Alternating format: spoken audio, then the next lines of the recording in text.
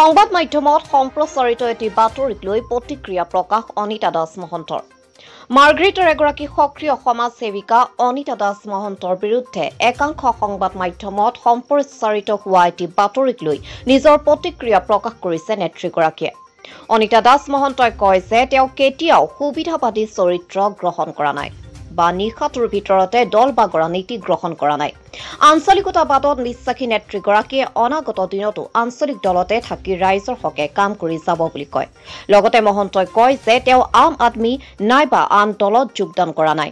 তেওঁ অসম জাতীয় পৰিষদৰ এগৰাকী সক্ৰিয় কৰ্মী। লুৰিণজ্যোতি গগৈ যিহেতু অসমৰ এগৰাকী শক্তিশালী যুৱ নেতা, সেয়েহে তেওঁ নেতাজনৰ লগত আছে আৰু আগন্তুক দিনতো তেওঁ লুৰিণজ্যোতি গগৈৰ সৈতে থাকিব। নমস্কাৰ। সঁচাকৈ যদি মই সুবিধাবাদী হলো হয়, হয়তো মই তেনেহ'লে বৃহৎ দললৈ বাছি গ'লোহেঁতেন। মই সুবিধাবাদী নহয়, আৰু সুবিধাবাদী নহয় কাৰণে মই আঞ্চলিক দলটোত আছোঁ, আৰু বিশেষকৈ মোৰ দলটো সদায় দুখীয়া দলটোতে থাকে। সুবিধাবাদীসকলে সদায় ধনী লোকৰ আশ্ৰয় লয়, মইতো ধনী লোকৰ আশ্ৰয় লোৱা নাই, মই সদায় দুখীয়া দলটোৰ লগত আছোঁ। আৰু মোৰ প্ৰয়োজন আছে বলিষ্ঠ কণ্ঠৰ। মই অসমৰ উন্নয়নৰ হকে চিন্তা কৰিছিলোঁ, আৰু যিসকলে সাংসদত গৈ মাত মাতিব পৰা এজন লোকৰ মোৰ প্ৰয়োজন হৈছিল। সেইকাৰণে মই বলিষ্ঠ কণ্ঠৰ প্ৰয়োজন হোৱা বুলি মই কেতিয়াও দল বাগৰা নাই, আৰু মই সদায় অসম জাতীয় পৰিষদতে আছোঁ। অসম গণ পৰিষদো এটা আঞ্চলিক দলে আছিল।